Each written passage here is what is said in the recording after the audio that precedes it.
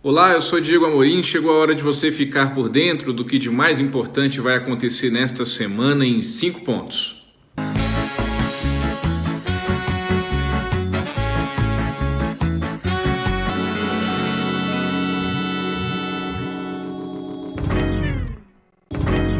A semana e o mês de março, infelizmente, começam com um péssimo cenário da pandemia da Covid-19 no Brasil. Depois de não comprarmos vacinas suficientes, depois de tanto negacionismo e desrespeito às regras das autoridades sanitárias, o país vive o seu pior momento desde o início da pandemia há mais de um ano.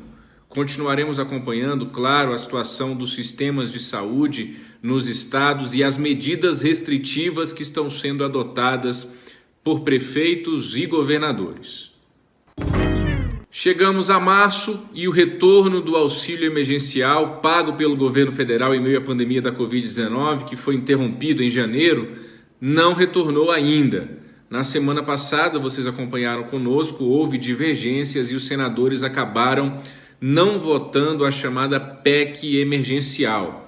A expectativa agora é de que a proposta acabe sendo votada nesta semana no Senado, ou pelo menos o trecho que trata especificamente da volta do pagamento do benefício, em tese somente para os mais vulneráveis.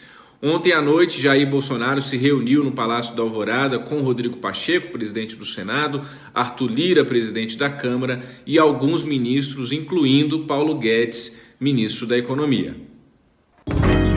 Deve aumentar nesta semana a pressão para que seja instalada no Senado a CPI da Covid, que se dispõe a investigar crimes cometidos pelo governo federal, governo de Jair Bolsonaro, em meio à pandemia da Covid-19. A CPI foi protocolada no mês passado, vocês acompanharam conosco, com um número suficiente regimental de assinaturas, mas Rodrigo Pacheco, presidente do Senado, preferiu aguardar uma audiência com Eduardo Pazuello, ministro da Saúde, que já aconteceu, e topou também a instalação de uma comissão de acompanhamento das ações de enfrentamento à pandemia. Com tudo isso, Rodrigo Pacheco foi ganhando tempo. Vale lembrar que até aqui o Brasil somente tem contratos firmados para garantir a Coronavac e a vacina da AstraZeneca em parceria com a Universidade de Oxford. A vacinação, no entanto, como todos nós estamos acompanhando, segue em ritmo muito, mas muito aquém mesmo daquilo que poderia ser considerado minimamente razoável. Na Câmara dos Deputados, eles podem aprovar por lá a proposta que já passou pelo Senado na semana passada e autoriza estados, municípios e empresas privadas a comprarem vacinas sem a responsabilização das farmacêuticas. É um projeto que nós antecipamos no Antagonista, o teor dele, na semana passada e que tenta aí resolver esse imbróglio que envolve a compra de vacinas.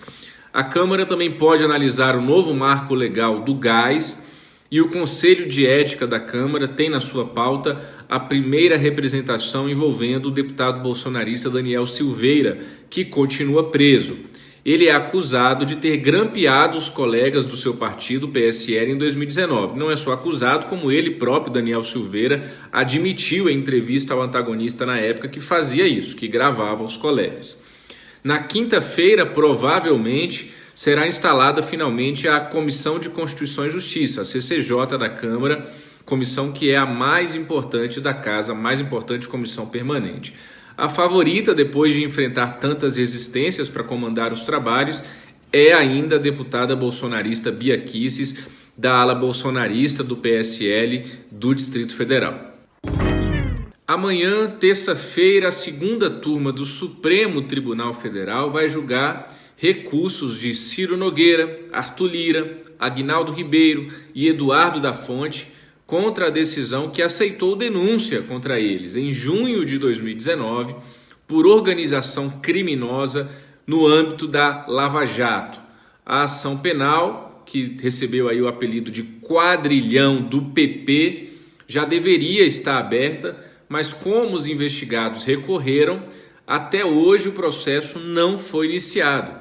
Em maio do ano passado, Edson Fachin votou pela rejeição dos chamados embargos de declaração, mas Gilmar Mendes pediu vista, pediu mais tempo para analisar o processo. Ainda na pauta do Judiciário, no mesmo dia, terça-feira, a 5ª turma do Superior Tribunal de Justiça vai analisar mais 2 recursos de Flávio Bolsonaro para enterrar de vez a investigação que trata da rachadinha, peculato. Um deles questiona o compartilhamento de dados do COAF com o Ministério Público do Rio de Janeiro, base do inquérito que alcança aí o filho do presidente da República, e outro, a competência do juiz Flávio Tabiana, de primeira instância, para autorizar todas as diligências da investigação. Imagine você o que vai acontecer.